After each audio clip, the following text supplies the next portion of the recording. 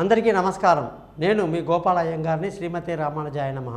27 నక్షత్రాలు ఉంటాయి కదని చెప్పాం కదండి. 27 నక్షత్రాలు పుట్టిన వాళ్ళు చాలా సింపుల్గా అడుగుతారండి. మేము చాలా పేదవాళ్ళమండి, మాకు పెద్ద పెద్ద రత్నాలు ధరించుకోవటం ఇవన్నీ మా వల్ల కాదండి, మేము ఏ దేవుణ్ణి పూజించాలో చెప్పండి అన్నప్పుడు మఖ మూల అశ్విని నక్షత్రంలో పుట్టిన వాళ్ళు ఖచ్చితంగా గణపతి యొక్క మంత్రాలు చదువుకోవటం, గణపతికి ఉలవలు ప్రసాదం చేసి ఇవ్వటం, గణపతి ఆరాధన చేసుకోవటం బుధవారం రోజు చాలా శ్రేష్టమైందని కూడా మనం చెప్పొచ్చు. అలాగే భరణి నక్షత్రం, పుబ్బా నక్షత్రం, పూర్వాషాఢ నక్షత్రం వాళ్ళు లక్ష్మీ అమ్మవారిని ఎంతగా పూజిస్తే శుక్రవారం చాలా ముఖ్యమైన వారం అన్నమాట. వాళ్ళకి అలా చేయటం చాలా మంచిది. కృత్తికా నక్షత్రం వాళ్ళు, ఉత్తరా నక్షత్రం వాళ్ళు, ఉత్తరాషాఢ నక్షత్రం వాళ్ళు సూర్యుడి యొక్క ఆరాధన చేయటం, 6 ఆదివారాలు నియమంగా సూర్యుడికి ఏ విధంగా పూజా విధానం చేయాలి, ఏ మంత్రం చదవాలి అనే విషయాలన్నీ కూడా మీరు నన్ను కాంటాక్ట్ చేయండి, మీకు క్లియర్గా చెప్తా. రోహిణి నక్షత్రం వాళ్ళు, హస్తా నక్షత్రం వాళ్ళు, శ్రవణ నక్షత్రం వాళ్ళు చంద్రగ్రహం సంబంధించినటువంటి ఈ రాయికి శివుడు అధిపతి. మరి శివుడిని ఏ రోజు కొలవాలి, ఏ విధంగా కొలవాలి, ఏ మంత్రంతో ఆయన్ని సంతృప్తి చేయాలి అనేటువంటి విషయాలన్నీ కూడా నేను మీకు చాలా క్లియర్గా తెలియజేస్తాను.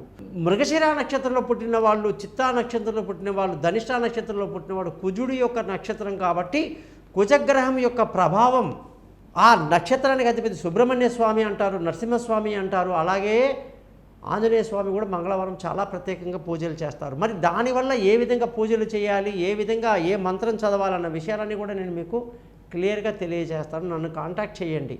ఆరుద్ర నక్షత్రంలో పుట్టిన వాళ్ళు, స్వాతి నక్షత్రంలో పుట్టిన వాళ్ళు, శతభిష నక్షత్రంలో పుట్టిన వాళ్ళు రాహుగ్రహం యొక్క దాంట్లో పుట్టారు కాబట్టి అధిదేవత దుర్గాదేవి, కనకదుర్గ అంటారు. దుర్గాదేవిని మంగళవారం నాడు ఏ విధంగా స్తుతించాలి, ప్రస్తుతించాలి, ఏ విధంగా అమ్మవారిని సంతృష్టి చేస్తే రాహు దశ నుంచి మనకు మంచి జరుగుతుంది, ఈ నక్షత్రంలో పుట్టిన వాళ్ళకి మనం డిస్కస్ చేద్దామండి.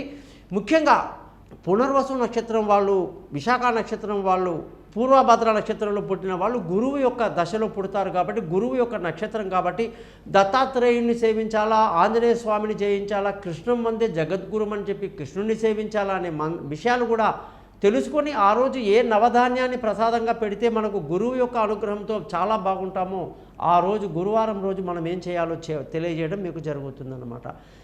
పుష్యమి నక్షత్రము, అనురాధ నక్షత్రము, ఉత్తరాభద్ర నక్షత్రం అంటే శని యొక్క గ్రహం కాబట్టి శని యొక్క గ్రహానికి ప్రత్యేకంగా శని భగవానుడు అంటారండి. ఎందుకంటే నేను కర్మ యొక్క ఫలదాత అంటారు. అంటే మనం చేసే అనేక పాపాలన్నీ గమనిస్తూ వాటికి తగిన సమయంలో తగిన శిక్షను వేసి మనల్ని ఆ పాపాల నుంచి కడిగి మళ్ళీ పుణ్యాత్ముల్ని చేస్తుంటాడు శని. అందుకే శని మహాదశలో దేవుడు గుర్తొస్తుంటాడు అందరికీ. కాబట్టి ఆ రోజు శనివారం ఏం చేయాలి, శనికి ఏ గ్రహంగా ఏ విధంగా పూజలు చేయాలో ఆ విషయాలు నేను మీకు తెలియజేస్తాను.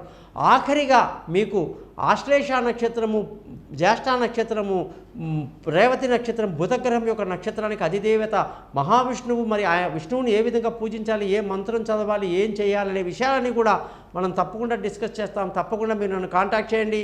మీ గోపాల్ అయ్యంగార్.